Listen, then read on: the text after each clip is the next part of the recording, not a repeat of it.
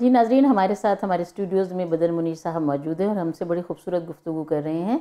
बदर मुनीर साहब की शख्सियत की मुख्तलिफ जहतें हैं। आप जर्नलिज़म तो है ही आपका शोबा, लेकिन इसके अलावा आपने सियासत और जो किताबें लिखी उसमें एक किताब उनकी है अदलिया की रिहाई, 7 कदम पर मौत और इंसाफ का मुहासरा। लेकिन मुझे जो इनकी शख्सियत ने इनकी शख्सियत की जहतें मुझ पर खोली कि वो बदर मुनीर साहब एक इंतहाई हसास दिल रखते हैं। ये किताब ये कहानी नहीं है, यकीन कीजिए इसको पढ़ के मैं शायद कई बार रोई। एक अजीब सा एहसास, एक हिजरत का एहसास, एक अंदर के दुख का एहसास जो बदर मुनीर साहब ने फील किया, वो इतना सच्चा दुख है कि आप इस कहानी को, जब इस किताब को पढ़ते हैं तो लगता है कि ये सब कुछ आप पर बीत रही है, आप देख रहे हैं, आप महसूस कर रहे हैं। तो बदर साहब, मैं यहाँ इस मौके पे आपसे ये सवाल करना चाहूँगी कि ये किताब लिखते हुए पस मंज़र क्या था? ये पहला फेज़ था कनाडा का, जब आपको सड़कों पर पड़ी कहानियाँ मिलती हैं।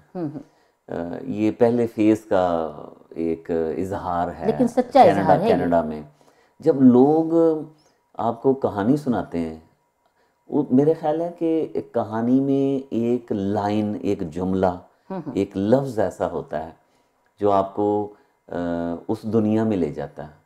तो इसमें भी यही था कि मैंने अगर किसी का फ़ोन सुना है और उसने कोई एक ऐसा जुमला बोल दिया है, या जो यहाँ पे बिखरी पड़ी कहानियाँ हैं, हर कहीं ना कहीं हर शख्स की कोई कहानी है, उसका अंजाम क्या है वो शायद मुंतज़िर हैं अंजाम के, लेकिन कहीं ना कहीं से वो कहानियों क्या ताना बाना जो है ना, वो किरदार हैं हम हर कहानी के। हर कहानी एक अलग मिजाज, अलग पैराया, अलग इब्तदाइया, अलग अंजाम है। तो वो इसमें ज़्यादा वो कहानियाँ हैं जिस पे लोगों ने ये कहा, मैं यहाँ अखबार में ये कहानियाँ छपी, कहानियाँ नहीं थी, ये कॉलम थे मेरे। तो वो लोगों ने यही कहा कि तो ये यहाँ पहले किसी और अखबार में लिखते थे? हाँ बिल्कुल, एक यहाँ पाकिस्तान पोस्ट में मैं मैनेजिंग एडिटर था उसमें। तो उसमें मैंने ये कहानियाँ लिखी थी। उसके बाद अपना जो मैंने अखबार निकाला, अखबार पाकिस्तान, फिर वो कॉलम मेरा वहाँ शिफ्ट हो गया। तो ये सब चीज़ें वो थी जो इसका जो लोगों का फीडबैक था वो ये था कि जब अखबार वो खोलते थे तो कुछ लोगों ने मुझे फ़ोन करके कहा या तकरीबात में मिले तो उन्होंने कहा कि हम आपकी कहानियाँ नहीं पढ़ते। क्यों? दुख तकलीफ इतना था कि वो कहते थे कि हम पहले ही डिप्रेस हैं, पढ़ के और हो जाते हैं।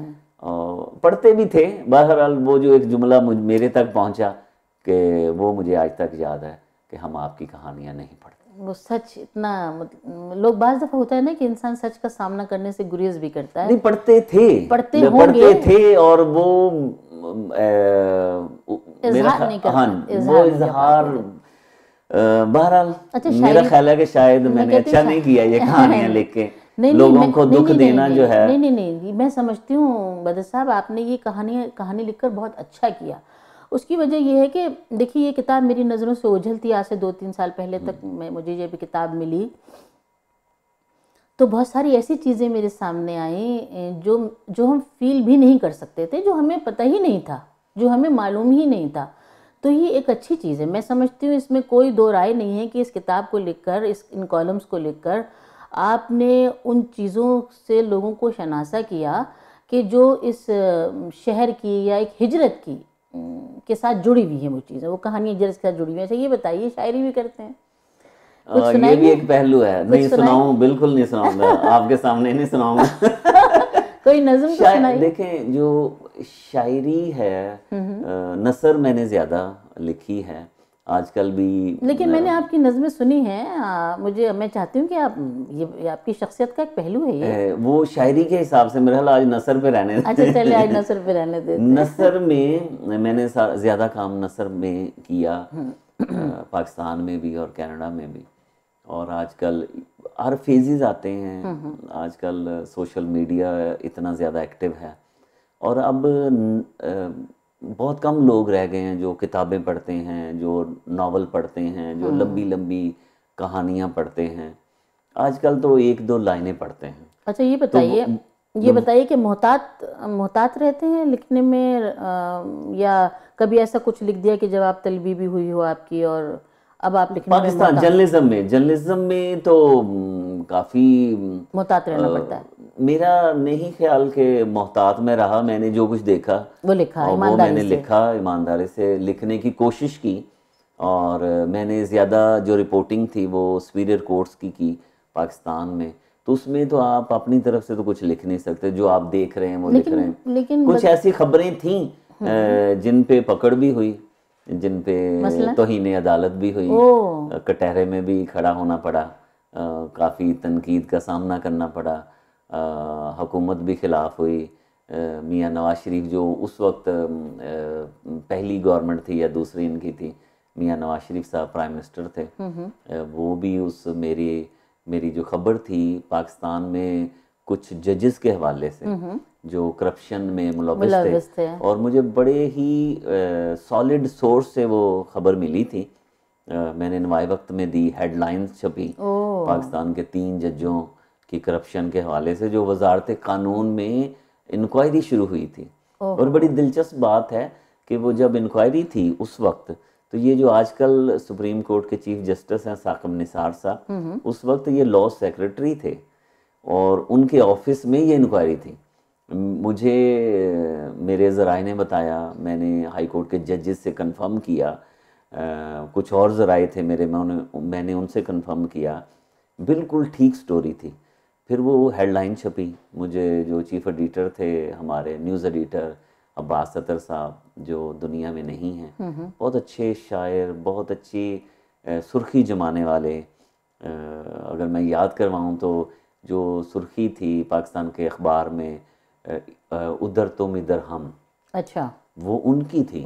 ये जुल्फ़िकार अली भुट्टो साहब के अल्फाज नहीं थे।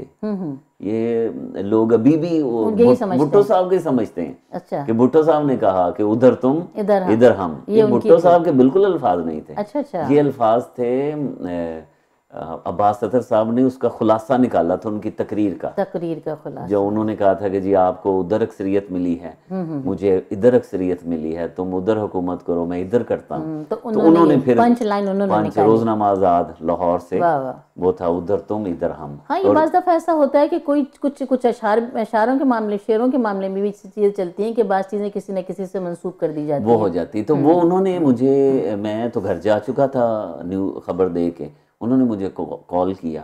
उन्होंने कहा बदर, आज तक तुमने जो है वो इस तरह की सेंसिटिव खबर जो है वो गलत नहीं दी, कभी भी गलत नहीं दी, तो ये इस खबर पे कायम रहोगे? मैंने कहा जी ये सोर्सेज हैं, मैं खबर पे कायम।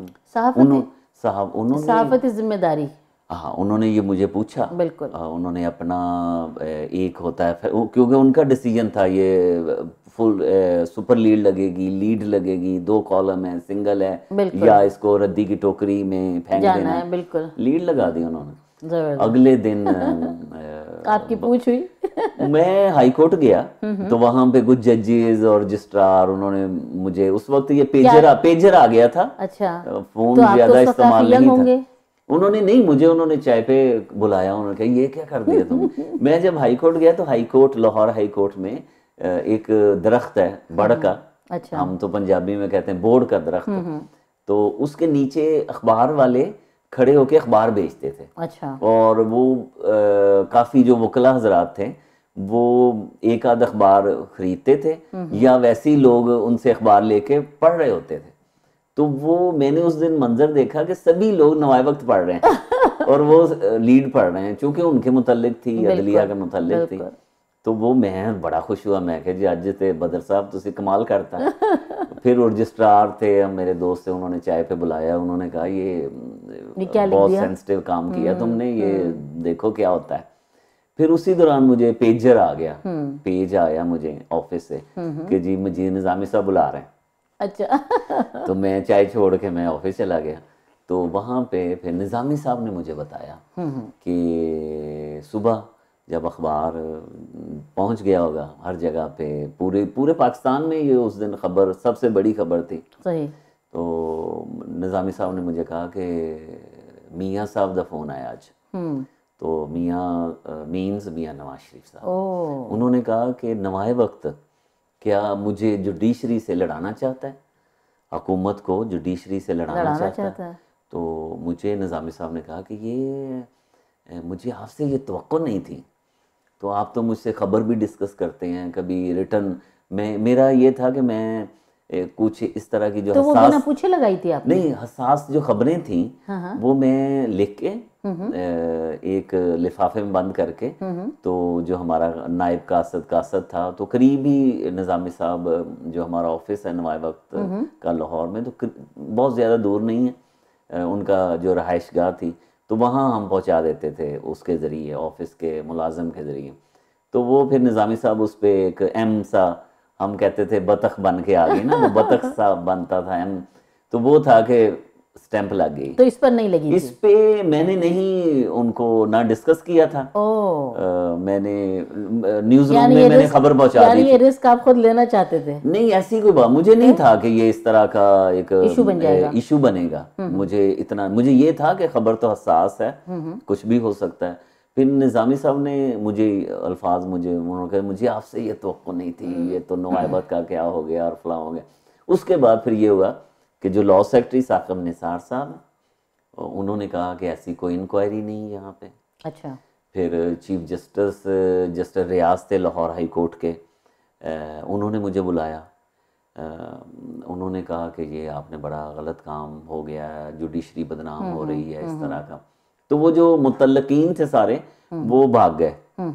तो फिर मुझे फैसला ये हुआ कि हम उसकी कंट्रडिक्शन कर देते हैं कि जी और क्या कर सकते थे। जब वो सारे ही भाग गए तो मुझे भी भागना पड़ा। लेकिन उसके बाद फिर तौहीन अदालत हुई। मुझे एक वकील साहब मुझे कटहरे में उन्होंने खड़ा कर दिया। वो बड़ी अजीब सी स्टोरी थी, लेकिन फिर तो मैं ऐसे बरी नहीं हुआ जिस तरह ये नवाज शरीफ साहब बरी हुए। फिर मैं बाइज्जत बरी हुआ।